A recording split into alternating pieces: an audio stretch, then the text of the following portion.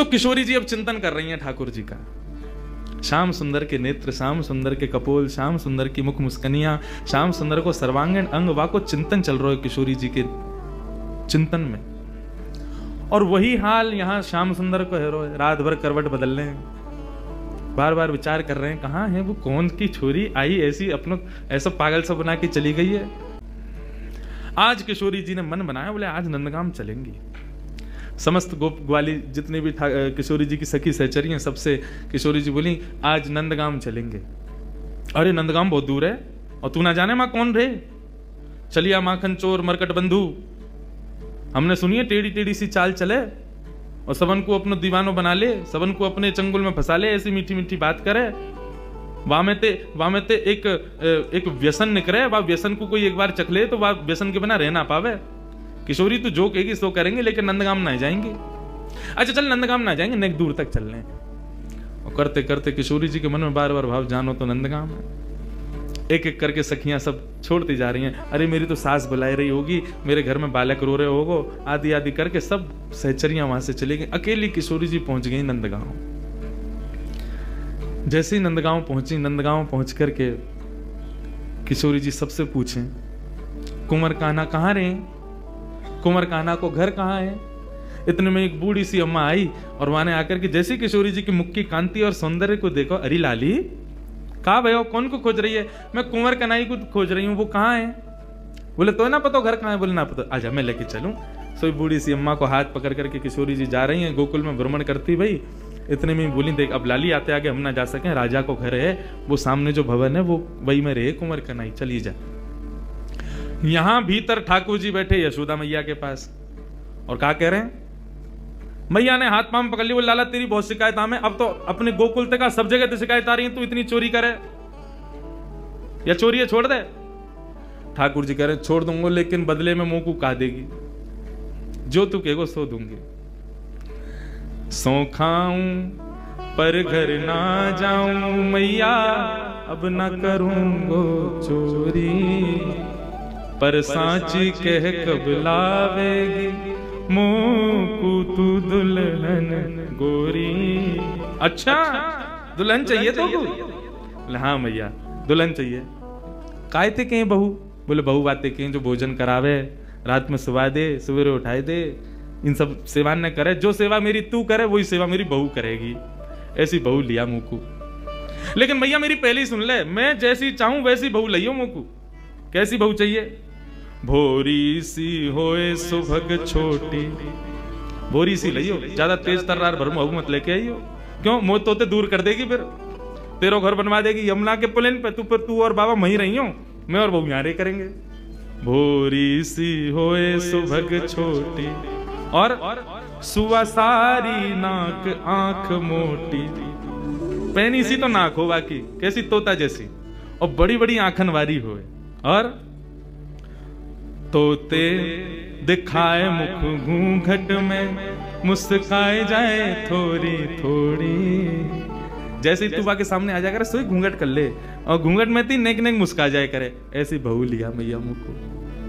मैया बेटी बेटी कन्हैया की बात ने सुन रही है, बोले ज्यों ज्यों बड़ो है तो जा रहा, त्यों त्यों तेरे भीतर जन कहा प्रकट है तो जा रहा, कहाँ ते लावे इन सब बातन ने। बड़ी आंख वारी चाहिए, पैनी नाक वारी चाहिए, भोरी सी चाहिए, ऐसी चाहिए, कौन सिखावे तो को। मैया देख तू बात मत बदल, बता चोरी छोड़ू कि नहीं छोड़ू, हाँ लालवाए तो छोड़ दे, तो मेरी बात मान ले फिर।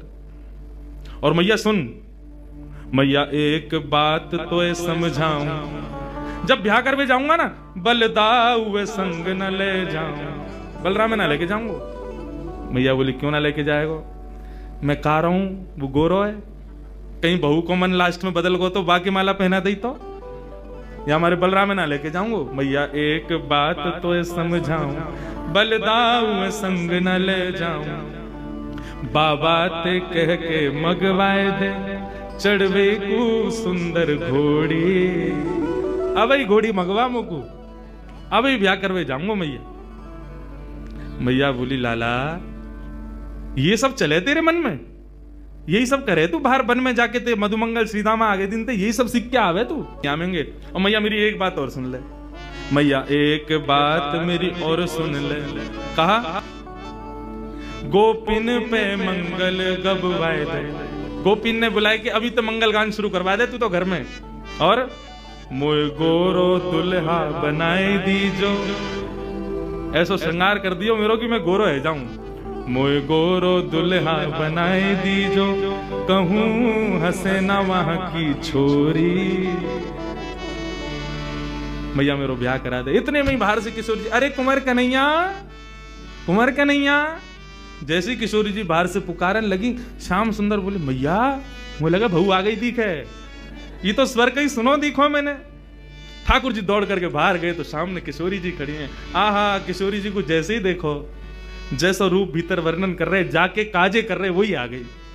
भारे विधाता, तेने कैसी सुनी मेरी? मैं तो मैया ते अभी कह रहे और वही है क्या सामने।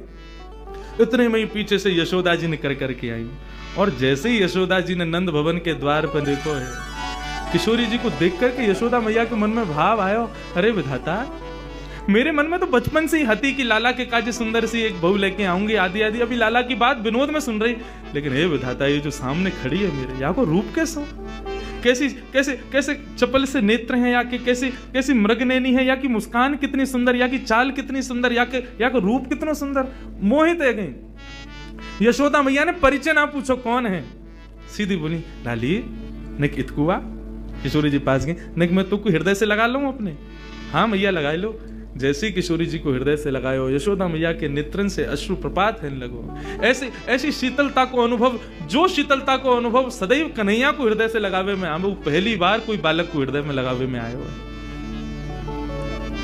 कौन है लाली, कहां ते आई है, तेरो गांव कहां है?